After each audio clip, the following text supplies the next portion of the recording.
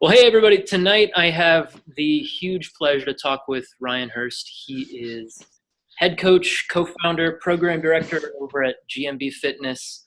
If you're listening to this, you know what GMB Fitness is. But if you don't somehow, he's got just a really impressive background, multiple black belts. He's got a background in yoga and gymnastics work as well.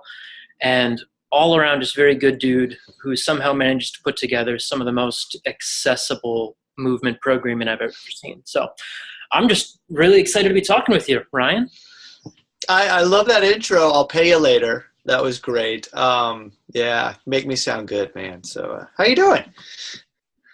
I'm doing well. It's, we're waking up on your side of the world and I'm winding down on my side of the world, but it's been, a good day, a good week.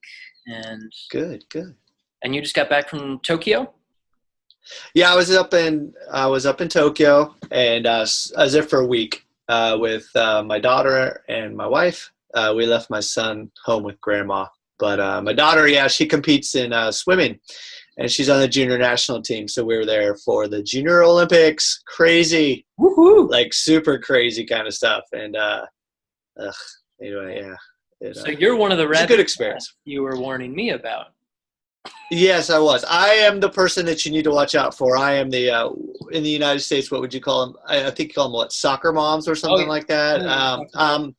Yeah, we are not like that. We are kind of the step back. Everything's gonna be cool. Let the kids do their thing, sort of parents. But yeah, that's awesome. Because I went through that too. Growing up, I was on the gymnastics team, and my parents, boy, I have newfound respect for them. That's all I'll say. So. Yeah. But so this is something I'm curious about. You seem like you had a pretty solid mentor starting your gymnastics career, and you're still kind of in touch today, right? So that's like absolutely, yeah. So yeah, man. So I was in elementary school, and early on, my PE teacher, Mark Folger, he, I guess you'd say, kind of scouted me out and was like, hey, you ever heard of gymnastics? I'm like, yeah. He's like, you want to try it? I'm like, sure. And I remember my dad driving me to, at the time it was Wichita Gymnastics I think it was just club, Wichita Gymnastics Club Center. I can't remember. Anyway, but that's where Mark was working at the time, and he was running the boys gymnastics team. I mean, I was young, and that's where it started. And then I remember Mark, we had a wonderful relationship. He's just so cool. And I remember him taking me, we were on, he picked me up for practice one day because he was like, man, I want to show you something. And we go to this warehouse district. This sounds bad, okay? It's good. Everything's good. It's going to come out okay. But I remember him he had athletic tape, and we rolled up to the building, and he had a piece of athletic tape, and he put it on the door, and it said Folger's Gymnastics. And I was like, holy shit. And he's like, yeah, I'm opening up my gym, and I wanted you to be one of the first people to know. And I remember moving over into that gym, and I helped him, me and some of the other guys on the team, and we helped him screw in the screws for the spring floor and set up the bars and everything. Yeah, he was my mentor and growing up, and he taught me so much, and we're still in touch. And phenomenal guy. I mean, he just very quiet, but when he spoke, you listen. You know what I mean? He wasn't the kind of coach. I don't ever remember him getting angry at all, ever. And it was he was the one who got me really into image training. Before competition, he would always have us lie down and go through the routine in our head, but do it. It always had to be done in our mind. Just, I wouldn't say perfectly, but no mistakes. He always wanted us to train that way, in your mind, set yourself up for success. He would do things before our competition during practice, he would purposely play the radio so loud, it was ridiculous loud, so that it would kind of take us out of our comfort zone. So like when you're going to competition, you know, there's going to be a lot of people around. It's going to be noisy and you're not used to it. He would want us to be ready for that sort of thing. And so I just learned so much from him. He's the one who really got me interested in moving my body in a way that was creative rather than thinking, okay, it has to be this way. Because he was always like, okay, great, but how is this going to match you? So so there are two, sorry, I'm kind of going off, but there are two, in gymnastics, two things. There's compulsory, and then there's the free routines that you get to make yourself. Okay, so it's optionals and then compulsory, and so you'd always have to do that routine. So everyone have to do a particular routine, and then you got to do your own routine. And when we got to make our own routines, I loved it, you know. And he was just like, all right, that was okay, but you know, I know that you're more creative. How could you make this more about what you can do? And I was like, oh yeah. And so that's really what got me thinking about how can I move my body in a way that matches me and not just do something that everybody else is doing. And I was like, wow, that's pretty cool. So that, and then also another thing that was wonderful with Mark was he's very open into trying other things in terms of, you know, gymnastics isn't just your life. He's like, yeah, it's huge. It's a huge part of your life. He says, but, you know, do other stuff. And so that's what, you know, I was in Boy Scouts. I became an Eagle Scout. And so I would go camping all the time. And then also that's what got me, not that's what got me, but I also got into martial art. And Mark was very supportive of me doing that. And yeah, anyway, he was a great guy, still is. That's so awesome. He just recently retired. So he sold his gym, and now he's probably just fishing every day. So Not bad. yeah, not bad at all. Not bad at all. Yeah. Man, so the creative side of movement is something that I totally pick up on in a lot of your videos, and it was what first drew me to GMB originally. I mean, Cool. I saw it and I was like, that looks A, familiar, but B, something different there. It's like Yeah. a new way of working with it. And, you know, I talk to so many people who they want to kind of break out of the set and rep mentality and get out of just like the quantitative approach. And yet you open it up to like creative movement and Yeah. people freeze. Sure. They don't know how to freestyle, you know. I mean, yeah, I'm not a rapper, of course, or anything like that, but if you think about rap, I mean, like Slim Shady or, you know, Dr. Dre or whoever you're thinking about, like, is in your world, or even if you know that, but it's like they didn't just start doing that. Okay, there was a process that they had to go through in order to get to that level where they can freeform. And I think that's like with everything. Music is the same. If you're playing the guitar, you know, whatever, you first got to learn the scales. You got to learn the notes. You got to learn those scales. You got to learn the chords, and then you got to see how it fits together. And you first have to have that framework. And once you have that framework, and you're very comfortable with those movements, like very individual movements, and you practice those, then you can start looking at how you can start to move outside of that particular structure. And I see a lot of people that they come in and they say, and I'm honored. I'm honored that people are like, I want to move like you. And I'm like, okay, cool.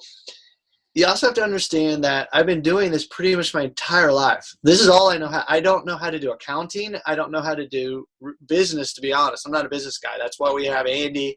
And, you know, and honestly, that's what it is. You know, it's like GMB, when it started, Jarlo, we were in a car, you know, and maybe you know the story, but we were driving back from a particular fitness organization that I used to be involved with, and I was teaching there, and during one of the breaks, I can't sit still, and during the break, I went over and I was doing my own thing, and I was doing things that we weren't teaching in that seminar, and Jarlo, and a lot of people are asking me about it. Afterwards, Jarlo was like, hey man, you need to be teaching that stuff. And in that car ride, which is like 2.5 hour car ride back home, Jarlo came up with the name Gold Medal Bodies, and we decided to start a company. And then Jarlo and I were like, we're not businessmen. We don't know how the hell to run this thing.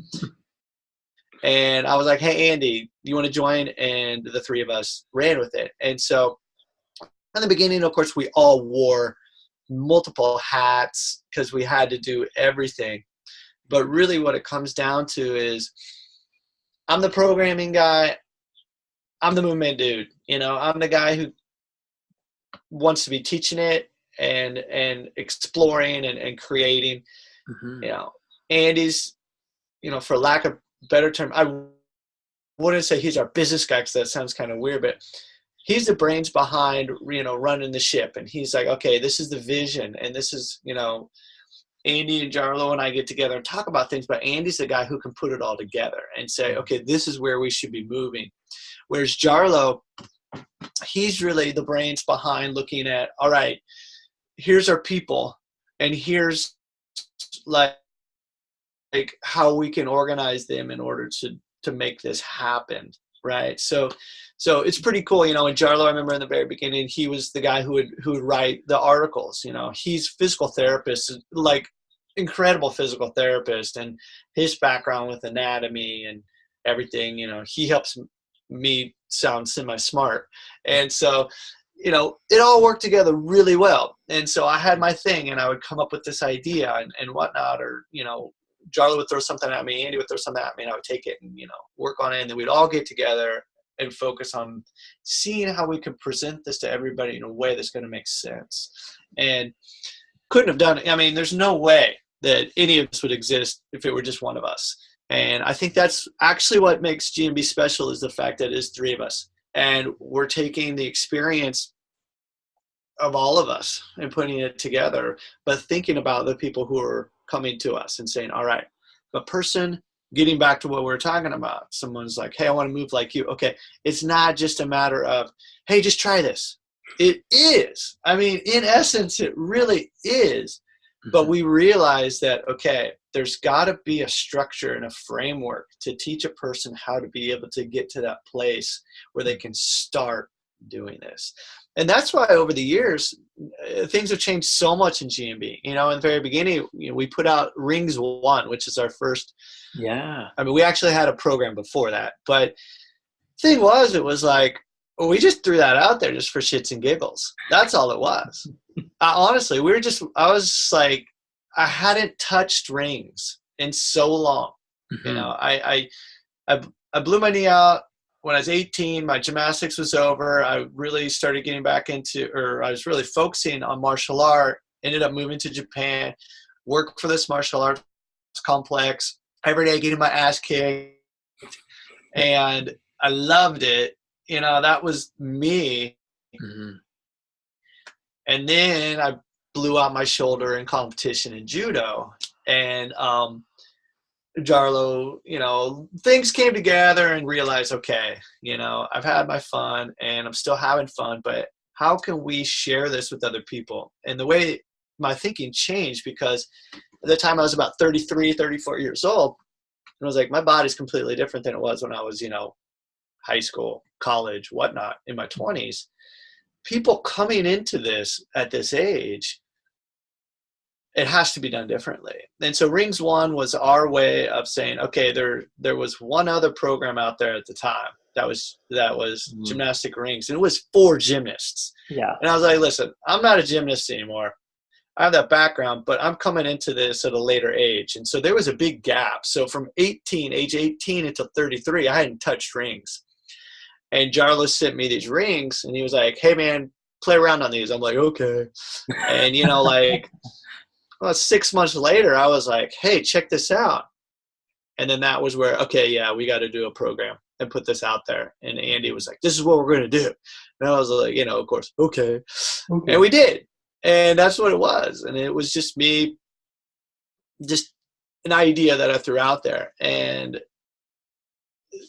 it's changed. And what I'm getting at is now in GMB, it's more about how can we be the bridge between the person who has nothing in terms of maybe there's a huge gap in their life where, they were busy with work, whatnot. They want to get back into moving again. Maybe they don't even say movement. They say exercise. And maybe they go to a gym, but they realize, you know what? I just don't want to do that gym thing anymore.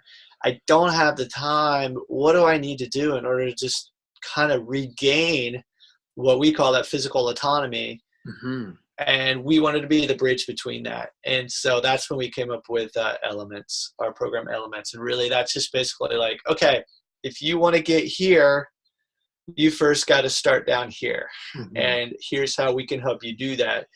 But we want to make sure that you enjoy the process and not just being like, you've got to do 3 sets of 12 and things like that. And so that's an Elements where we took a step back. We really looked at how I trained in gymnastics, how Jarlo and Andy and all 3 of us train in martial art. There are no sets and reps. It's right. I mean, that's, it can be stupid. I'm just going to throw that out there. Really. Okay. Yeah. If you're looking at building muscle, there are particular programming protocols that you can use in order to get stronger, focus on hypertrophy, whatnot. But the thing is if we're looking at skills, if you're looking to get better at moving or learning a particular skill, what do you have to do? You have to do more of it, but you have to be better for every single repetition that you do. And so it's not a matter of just doing 100 repetitions.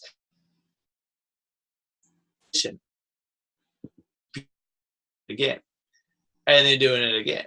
But a lot of people miss out on that because they get so set on, okay, how many times do I have to do this? Yeah. Until you get it.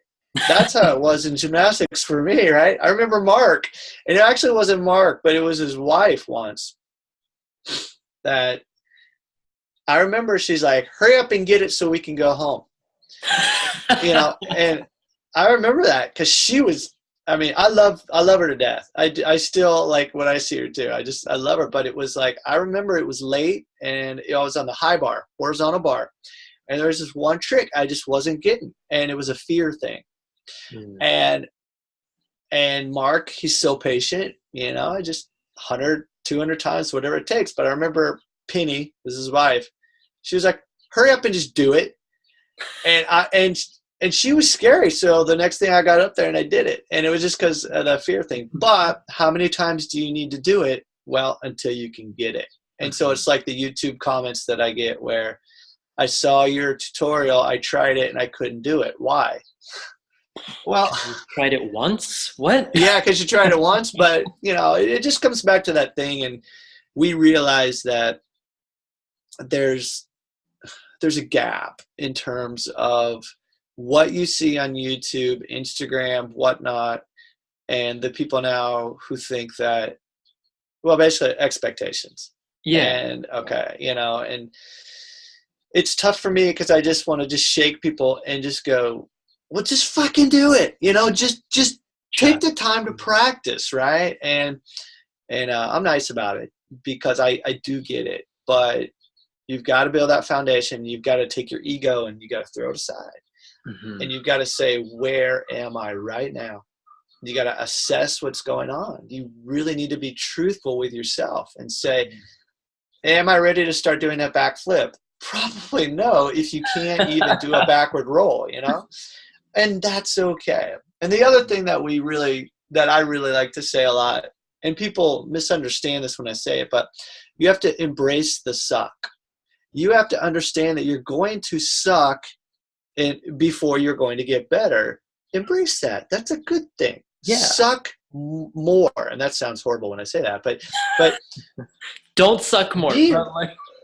Right. Yeah. But you know what I mean? It's like, enjoy the process and don't go into your session with expectations. This is what's so tough. And a lot of this, of course, comes back to my Zen, Buddhism and me being in Japan for so long and doing the martial arts. And as a martial artist, you understand that it's tough. You get on the mat.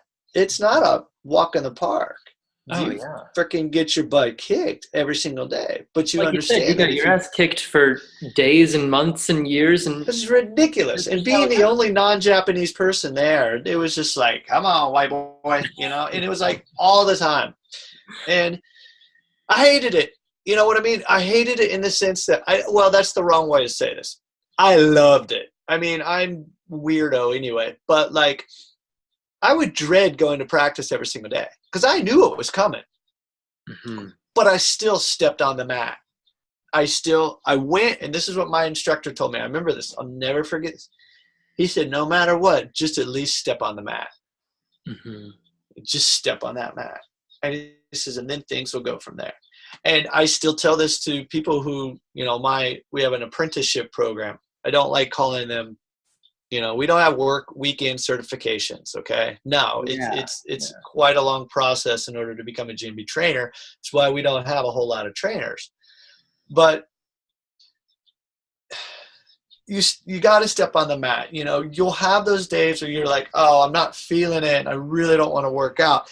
At least start your warm up, because chances are that those days that you feel that you don't want to be there, you end up having some of the best sessions of your life.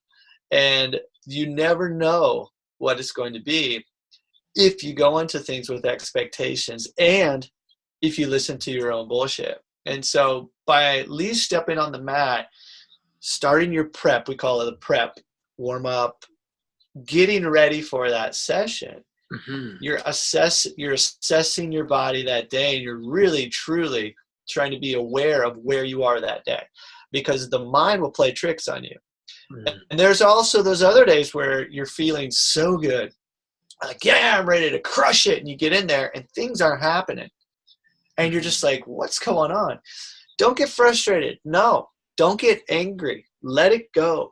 Just let it go. It is what it is.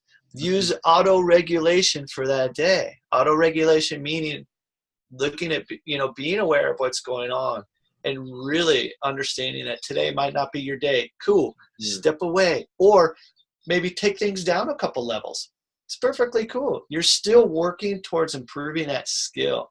If you learn something from that session that day, to me, that's success. And if you can look at it that way and just say, okay, what did I learn today that I didn't know about yesterday regarding my body, regarding my mind or whatnot? You think about it that way, you'll never have a bad session ever again, ever. I love and that. Yeah. That's what I'm really trying to do with my trainers is make sure that they're doing this with their clients, because there's so many organizations out there, unfortunately, that are saying if you don't crush your workout, you're a worthless piece of crap as a human being. And I think that's horrible. And I said no. And so I like to also say good is good enough. And some other fitness places out there are like, well, why wouldn't you want to be perfect, you know, and everything. And I'm not saying don't do your best.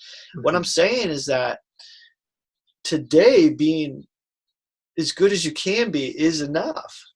And just putting in the work and trusting in the process, stepping on the mat, doing that, that's good enough. Because when you do that over time, it's going to equate to really big things. It's also going to allow you to continue doing this for as long as you possibly want to do, instead of thinking that, okay, today's my hard day, my high intensity day, so I got to hit it, even though I have a cold, I feel like crap, I should be resting, but I'm going to push through.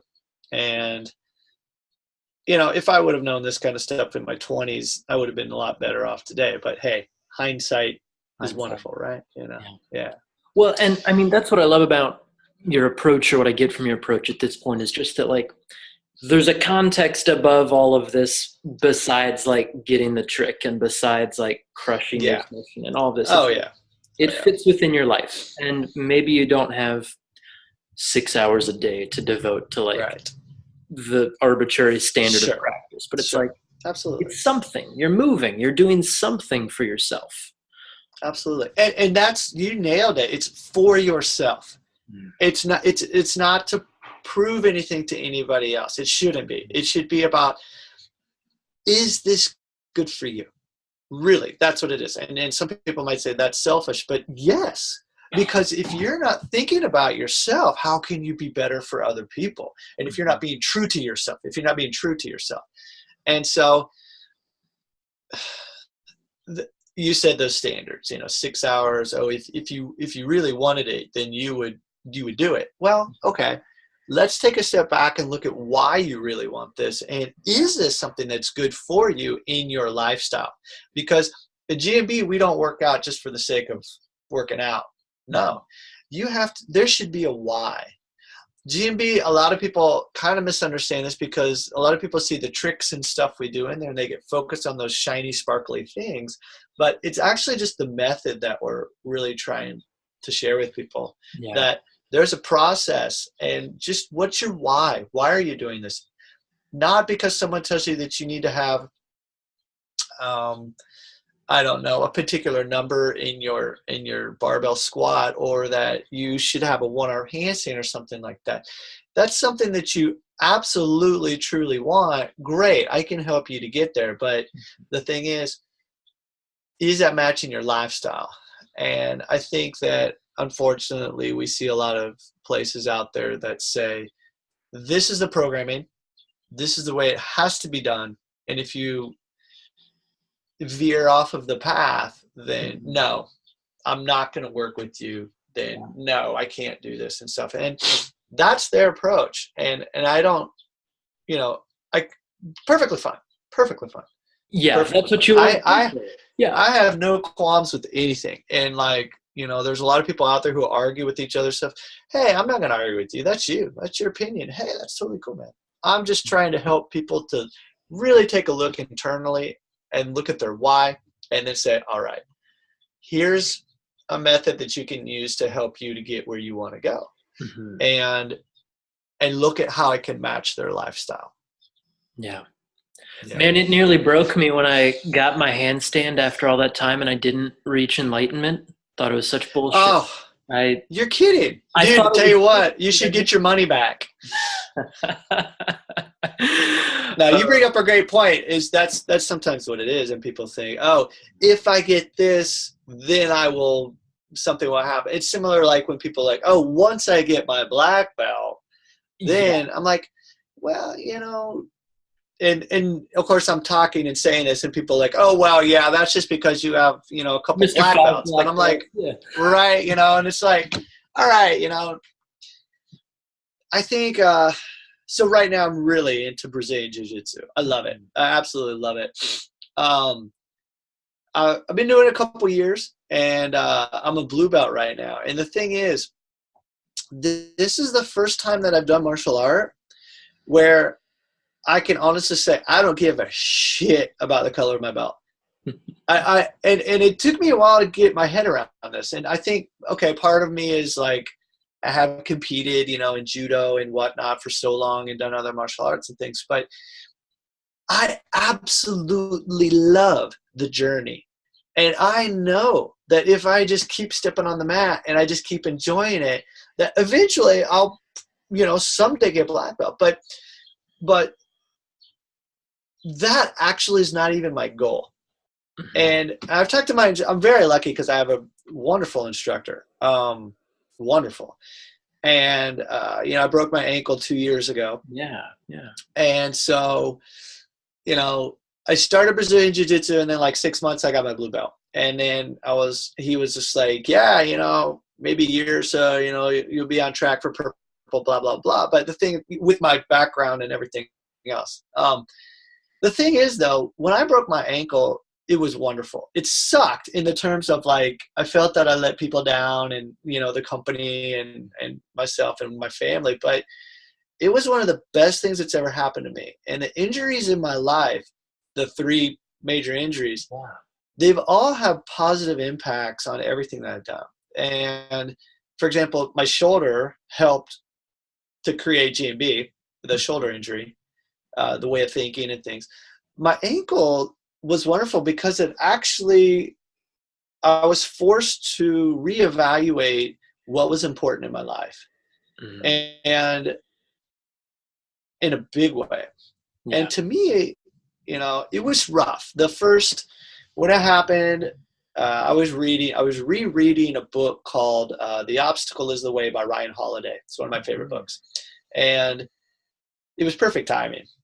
And you have a choice how you look at things. You can either break down, or you can just be like, all right, what am I going to learn from this? And I chose to do that.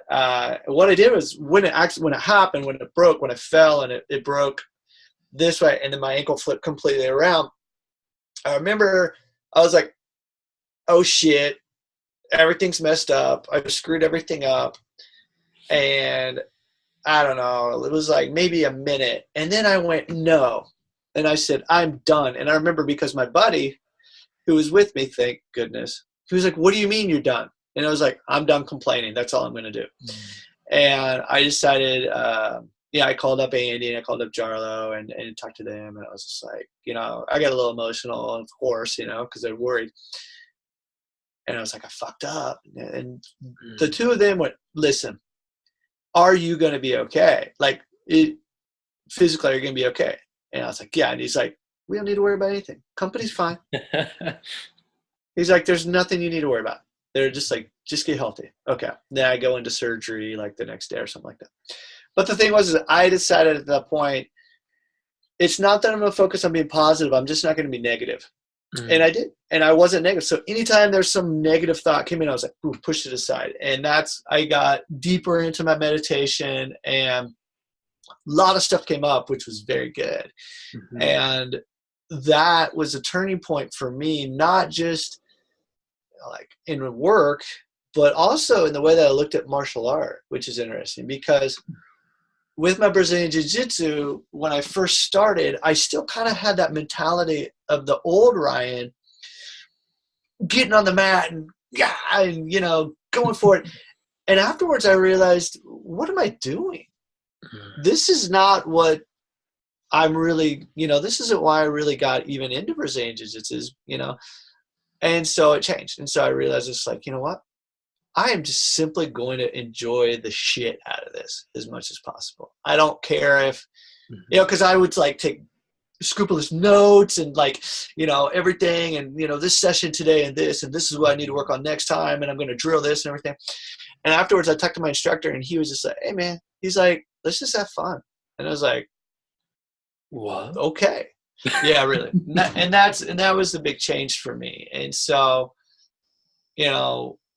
what, 6, it was longer than that. Like after my surgery, I started back at Brazilian Jiu-Jitsu pretty quickly, but I couldn't use my foot. I couldn't use my legs. And so all I did was I focused on chokes and focused on side control, and I couldn't use my legs. And I did this with my instructor, and I did 2 private lessons a week. We just have fun. And my chokes they're a monster now. I love it. It's just going back to the basics, right? But yeah. But the thing is now it's interesting because I have full capabilities, and I was just in Tokyo, like I mentioned, with my family, and one of the days I snuck away and I went to the Kodokan, which is the judo place. I went there in the morning, and then in the afternoon, my wife's cousin is a professional MMA fighter, and he's got a gym. He's a gym in Tokyo, and so I went and trained with them, and all we did was they had a BJJ class, gi. I did it for 3 hours, and just laughing and smiling and everything the whole time. And a couple of the guys were commenting and just like, dude, I had a really good time rolling with you. And I was like, me too, So that's what I want. I don't want it to be about competition. And there are guys sometimes I'll roll with, and you can tell they're young and they just want to crush you. And so, cool, whatever, dude. If you need to win, that's cool. Let's get it out of the way so we can, have fun afterwards, Yeah. And anyway, I'm talking a lot, but it reminds me of one thing that I want to say in regards to GMB and things. So I'm 45 years old right now. And I don't get it too much anymore, but over the last couple of years, get videos from younger guys saying, hey, man, can you do this? Like some trick or whatever, Yeah. And like on Facebook, they'll send me a message. And right away, I'll just send a reply. I'm like, nope. And then they'll reply back and they're like, don't you want to try it? And I was like, nope. I was like, I'm cool with where I am right now. And the interesting thing is, before where I might have ignored that message, now I kind of reply just to be like, no, I'm cool with where I am right now. I'm working on my own stuff. And it usually starts a bit of a dialogue where the guy was like, wow, that's okay, cool. And I guess that's kind of what we're really trying to do in GMB, is get more people, instead of being like, hey, check it out, I can do this. Yeah. To be more about, hey, I really enjoy what I'm doing right now, instead of just being like, I can do something. Yeah, that's a part of it, and that will happen naturally. Mm-hmm. But do you enjoy what you're doing? And Yeah. is it benefiting not just you, but the other people around you? Yeah. And I guess it's just a, phase in my life or whatnot, but that's what we want to see more of. And talking to you, or mainly just a one-way conversation of me jabbing away, It's the right but show. I want to see more people. Yeah, I want to see more people, like, in, I hate to say this term, the movement community. I mean, we can all learn from each other. Yeah. Okay, there is no such thing as a new movement, in Mm-hmm. terms of, everything has been created before. There's only so many ways the human body can move. We're simply taking these movements and putting them together in a new song. That's all it is. And if we can appreciate each other's music more, rather than saying, oh no, I study under this guy and therefore you suck, or Yeah. no, that's just capoeira, or, which I get all the time. I've never done capoeira, and I should learn it, maybe. But the thing is, it's like, it's just movement to me, Yeah. and it's just, it's just a version of mine. So I'm just trying to encourage other people to create their own songs. That's it. That's it. I really dig that about, I don't know when the hell I saw it, but it was, at some point you and Mike made like a spoof video basically talking Oh about yeah. like Oh yeah. elements Yeah. versus animal flow. And it's like, man, Yeah. that's really Yeah. got to be. And, for context, if people didn't see it, like the programs on the outset, like there are Yeah. overlaps and there's similar movements and these kind Yeah. of things. And it's like, yeah, and who cares? Like there can be two Exactly. ways to look at it. There can be two different Absolutely. coexisting things without just the territorialism. It's Yeah, exhausting. it is exhausting, and I don't play that game anymore. I really don't. And we say this in GMB, we don't have competitors. Why? Because we're not competing with people. We don't Yeah. see it that way. Why does it have to be? So speaking of Mike, I'm teaching with Mike in 2 weeks. We're going to be in Sydney, and for a fitness conference, and we're doing the pre-conference um, 2-day seminar. It's Mike and Michelle from Viper Fitness, Yeah. and so the three of us are doing a seminar together, and so it'll be a lot of fun. So Nice. all these alpha dogs in the room, it's going to be horrible. And I just taught a seminar with Chip Conrad Yeah, of that's right.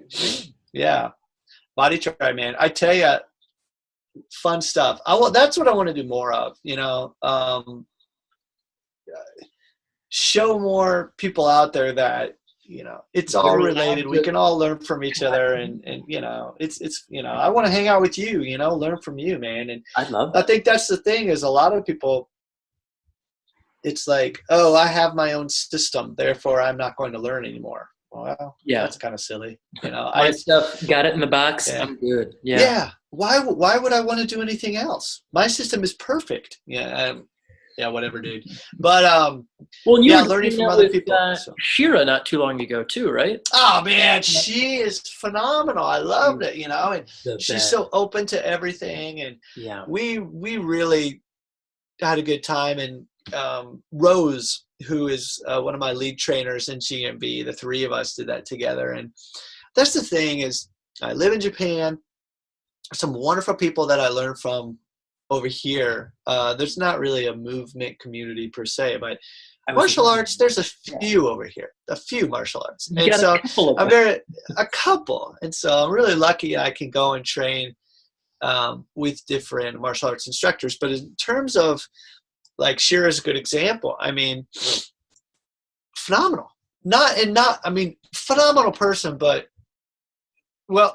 there's no but. It's phenomenal person and teacher, okay? Phenomenal person, and just so open, to it. And let's see who else, Chip, learn from him. And really, like, every time I go and teach a seminar, I learn more from the people who are at the seminar, I think, than they learn from me babbling away. But that's what I want to do more of. And so this year I'm really looking forward to hopefully being able to do that. When I go to Sydney in a couple of weeks, I'm already looking and reaching out to people to see if I can take some private lessons or even just meet up or whatnot. So yeah, that's just what I want to do. I just want to continue learning for as long as possible. You know, Dan Inosanto, who Jukundo, you know, Bruce Lee, Dan Inosanto, he's in his late 70s, I believe, and he still goes and, you know, trains and takes private lessons and things like that. And he's been an inspiration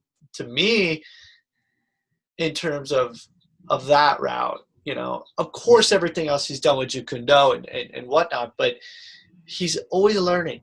And I had the pleasure of teaching him. He did a private lesson with me when I was in Brisbane, which blew me away. I show up and they're like, "Oh, you know, Guru's here and he wants to do a private lesson with you." I was like, "Oh, hold on." Like, who are you talking to? You know, like, anyway, but you know, he's 70 years old and he's like, "I just want to improve my squat." And I was like, "Oh, I love you." You know, I was just like, that's so cool, you know? So that open-mindedness and anyway, yeah. Well, so that was one thing I wanted to ask you about and, you know, touched on a little bit, but it's like movement culture definitely is like a geographic thing. I'm curious, like what, you know, you live in Japan, you've been there for a while, but like just in terms of cultural differences and like movement practice, I'll put it in perspective. I was talking to someone today about just like floor sitting as probably something a human ought to do every now and then. Like I'm doing right now. Yeah. Man. Yeah. Yeah. It's like, it's probably good. And yet, you know, in the US, at least there's like kind of a cultural thing of like, sure. Squat at the coffee shop, you're going to get some weird looks. And absolutely. Point, but like, I mean, yeah, it is a cultural thing. I no longer run it. I used to have a gym here in Japan, and it was called Jungle Gym. And catchy. Nice. It's still around, but I'm not involved with it at all. And it's kids, focusing on kids. It was really interesting because when I was running it, I was having to teach kids how to squat. And because, you know, now in Japan and all over Asia, chairs, sofa, whatnot, you're seeing more of that rather than, well, it really just comes back to the toilet. And rather than being a squatter, a hole in the ground, you have the Western style toilets. That plays a huge part. And so when you're forced to do something, you're going to get good at it. That's just how it is. And if, you know, I always tell the story of when I came over here for uni. College is the same in the United States. I remember rocking up to my dorm room. It was a squatter. And I was like, oh, what? Shit. Like, literally, like, oh, shit, you know. But I got really good, you know, sitting down reading a book or whatever, you know, in the morning, doing my business. And that's how everybody used to be. Now, you know, nowadays, you know, the Western style toilets, it's not necessary. So you have people over here who go to the train station, and there's always the two styles of toilets that you can choose from. You can choose the hole, or you can choose the Western style. And you'll notice people lining up, even though that the hole is open, that they'll still wait just for the thing. Because they've lost that. And that's fine, you know. I'm not telling people, oh, you have to squat for 30 minutes every day or you're going to die. I'm not saying that, but moving around just a little bit each day is definitely going to be a plus. Getting up and down off of the ground, I think, is very important. Is there a specific technique? Not if you're in Asia, because you do it all day long and you end up doing different techniques just depending on how and where you are. So I think it's really interesting now that the only reason that we kind of have this movement culture happening was because of a lack of earlier. And yes, expression of movement, whatnot, but us having to create tutorials teaching people how to squat, I think is pretty funny, to be honest. You know? Yeah. But it is necessary. And I'm not saying, you know, it's not. But the other thing I like to say to people too is I'm the kind of guy who won't tell a person that they're a bad person because they are sitting in a chair working at a computer. Because if that's what you need to do to support your family, I want to help you to be able to do that better. I don't want to tell you that you shouldn't be doing that. I want to help you to be able to do that job better so that you can take care of your family, so you can do what you need to do. Therefore, here's some things that you can do to aid with that. But it's kind of like the people who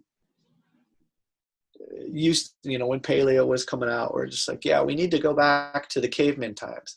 No, I don't think so at all. I think that cholera, and I don't love right, exactly, right. And it's like, there was some bad stuff then too. Right, exactly. Yeah, it's let's do that in the modern world, So it's just like anything now. I mean, even martial art, if you look at it, it's always advancing, but there's always great stuff from the old days, to be honest, that people forget about. And this is a big thing. Everybody's like, I don't want to really get into this whole topic, but people are like, well, Brazilians created Brazilian Jiu-Jitsu. Well, Brazilian Jiu-Jitsu actually vehicles, via judo, via XXX, and you can go way back when and see people doing X guard, way back, and it's like, oh, this guy created this. To me, it's just like movement everywhere. It's simply a reorganization of certain things. Now I feel that in the movement culture, what we're doing is we have to reorganize the way that we look at particular movement patterns, and doing it in a way that fits the modern society. And even the term movement. So it's hilarious when people say I'm a movement, or like anytime I hear movement, I always think either bowel movement or I think a person who moves furniture. So I'm like, I'm a mover. I'm like, sweet, okay, I got a couch that you can move over here. Anyway. But that's just me being a dick. So but it's so true. So I got like the Chandler the Mover title because I love it. Yeah, someone took Chandler Stevens. I love it. Turns out I'm not the only one. But then it's like, But I got that at the very start when I was first getting into the movement. Yeah, man. Oh yeah, I remember. Yep. Oh, totally. What's like this with fitness? What the hell? I can't. I'm not a move. What am I? But it's good though. But I think it is good because I mean, if you look at things now, we do have these areas now. So like a movement coach. I mean, that's a thing now. Yeah. Cool. Own it. Own it. And that's the thing too. I mean, my opinion is it's like anything. If you love doing Zumba, do the shit out of Zumba. And whatever you're doing, own it. And that's what I think is great. Like with what you're doing. Even like look at GMB Fitness. I mean, we have fitness in the title. Yeah. And a lot of people are just like, well, it's tough for me when people when I travel, they're like, so what do you do for a living? I'm like, yeah, like an hour for me to explain. But so I just tell people I'm a teacher. I just say I'm a teacher. Yeah. And then some people will be like, oh, you don't want to say you're like this international, coach. I'm like, no, I'm just a teacher. I'm just a dude. Mm-hmm. I am no better than anyone. I love the terminology sensei. And a lot of times people in the United States and elsewhere in the world misunderstand what that truly means. They're like, bow to your sensei or whatnot. Sensei simply means person who was born before. Mm. So it's literally the characters for that sensei are before or born before. Mm-hmm. And it's just like all I'm doing is just shining a flashlight back to you to help show you the path a little sooner and a little better. Yeah. So that you don't make the mistakes I have of tripping over all these branches and running into the spider webs as we're moving towards whatever we're going towards. And likewise, that allows me to be able to, as a teacher, to learn from other people. And yeah, we say coach and yeah, whatever, but I think those are just titles. And the other thing too is I think if people get too sucked into that and thinking, oh, I'm a guru, or basically drinking your own Kool-Aid, then it's not going to work out, you know. And so it's really tough because I've never really wanted a title, you know. And they're not fun. They take all the fun out of it. Yeah, they're not, you know. But I don't know, man. It's just so refreshing, you know, see people like you and who are just open to so much stuff and able to just look beyond some of the other bullshit that's going on. So I don't know. Yeah, I don't know. Well, shoot. What are you most excited about at this point? Like either in your practice or in life or life? I don't know what's that, but like I don't know. What's spicy? Yeah, man. You know what? I got to be honest. It's there's so much that I'm interested in, but I'm really excited to get back into, well, let me say this. I'm coming full circle in my life right now. And the past, I guess it was about a month or so, I kind of stepped back and I went, I live in Japan. And I'm not using Japan to its full potential in the way that could help me grow as a person. And so rather than me trying to go out and, I don't know, learn new tricks or try and do whatever, I'm actually going back and saying, okay, I did judo for so long. I did kendo for so long. But what if I were to go back and look at it from beginner's eyes and do it just like I'm doing with Brazilian Jiu-Jitsu in terms of simply enjoying the process and just stepping on the mat and seeing what happens that day, rather than me trying to say, okay, today this is the goal I want to pursue, or I want to get the next rank, whatever. Mm-hmm. So that's why, you know, in Tokyo, I was like, I've never been to the Kodokan. I've been in Japan for so long. I competed at the Osaka Kodokan multiple times. I've never really gone to the Kodokan in Tokyo. And I was like, I'm going to do it. And I did. And I freaking loved it. And so rather than me going in and saying like, oh my God, you know, I used to be at this level in judo and I have to perform at this particular level and I'm going to look bad if I don't and blah, blah, blah. I was like, does it really matter? No, it doesn't. So why don't you just enjoy it? And that's what I'm doing. So that's what I look forward to right now, is actually going back to the things that I used to do a lot of and I used to be pretty good at, but looking at them in a different way for just pure enjoyment. And looking at, for example, like Kano Jigoro, when he started judo, what was the purpose of it? It was that path. That's why they use do. Do is road, path, you know. It's a way of doing something for your whole life. So how can I bring more of that into my life instead of it just being for that trick? How can I really look at the philosophies and truly, truly enjoying life, letting go of the things that I can't control and just being and enjoying? That's what I'm really looking forward to right now. So it's not a matter of me like trying to drop body fat, or it's not me trying to like perfect my one-arm handstand. I am back doing my one-arm handstand practice again. Mm-hmm. But it's not a matter of it has to be this way. I'm saying, okay, where is it today? And what can I get out of it again? Nice. And so not counting reps, not counting sets, just being like, you know, this is where I am. And I'm doing the same with my judo. I'm starting kendo again. And Brazilian Jiu-Jitsu, continuing with that. I'm also going to start from time to time do Iaido, which is the drawing of the blade. So I'm a black belt in that as well. But, you know, I haven't done that. I stopped when I was like 25.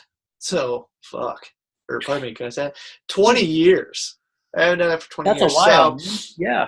That's a little while. But the thing is, though, I'm not just trying to cram a bunch of stuff on top of each other. It's not that. It's not like, okay, I want to get the next rank, so I'm going to go every single day. I'm going to bust my ass. No, it's just like, hey, there's this class on this day, and I'm just gonna go, and I'm just gonna enjoy it, and whatever, So that's where I am. And with my movement practice, I am constricting my focus in order to force me to be more creative. So rather than trying to do, like, I'm just going to do whatever I want today, instead of doing that, I decided I'm going to go like this. And I'm going to say, okay, this is all you're going to do until you go to Australia. And I'm looking at phases in the year and cycles. And I'm saying, all right, this is all you're going to do. And then just do it. Yeah. And it's really taken a lot of pressure, to be honest, off of things. And it's allowed me to go into it and really enjoy it. Like, oh, wow, this is cool, and it does actually give you more freedom. It's restrictions forces you to think outside of the box and get creative. And this is how, really, like, when we came out with elements, that's what I did, because elements, it's really only 3 movements, the bear, monkey, frogger. But I took those and I said, okay, how many different ways can I get in and out of the bear? How many different ways can I get in and out of the monkey? And I remember Louis West, his video, Floorgasm. I don't know if you remember that. That's a new one. I haven't heard of that. No. Check it out. It'll blow your mind. Okay. Floorgasm. Louis, I'm if I say his name incorrectly, pardon me, but Louis West. Oh, wait, shit. Lewie. Yes. Oh, my God. That's okay. Phenomenal. I know what you're talking about. Phenomenal. And so what he did was he, and this is very similar to like what he was doing. And it was like, okay, rather than trying just to go to the next progression of a movement, he was staying at that level, but seeing how many different ways that he can, like, create variations or variants of it. Yeah. And the stuff I'm just like, floorgasm, but, just amazing. And at that time it was a big time, I was also really exploring, like, we came out with Vitamin, the program called Vitamin, and things where I was really like, okay, it's exploration. That's skill. That's, once you have that skill, what do you do with it? How can we explore and play, and that's a part of our programming, right? So the way we structure our programming sessions is you prep for the session, then you practice the skill, then you play, and then you push yourself by, like, conditioning. You can call it that if you want. And then after that, you have ponder, where you think about what went well in the session, what maybe didn't go so well, how could you be better for the next one, sort of thing. But Louis West, too, when he was talking about, I'm looking at this one thing, I think it was like a dive roll or a front flip, and he was just like, how many different ways can I enter and exit that? And I was like, that's exactly what I'm doing with the bear. And so it was just kind of fun. So anyway, nice. But that's what gets me excited. So I'm kind of going back to my roots, I guess you would say, and having fun with that. Very cool. You got me all excited, man. Got you all riled up. Perfect start to the day. You did. Yeah. You really did. Well, shoot. So where do people find out more about you and what you're doing? And I don't know. Yeah, just GMB Fitness. Yeah, go to the Google. GMB Fitness. Our website is gmb.io. And any social media outlet, my Kansas is coming through, you just type in GMB Fitness, YouTube, Twitter, Instagram. I don't even know. GMB Fitness. Yeah. This stuff. But it's easy to Google. Yeah. Cool. So, well, thanks for letting me ramble, man. So, my pleasure. Thank you for rambling. It was huge pleasure, huge honor. And man, looking forward to when we can meet face to face. Absolutely. Yeah, we got to do that. That'd be wonderful. So thanks again, man. Thank you. My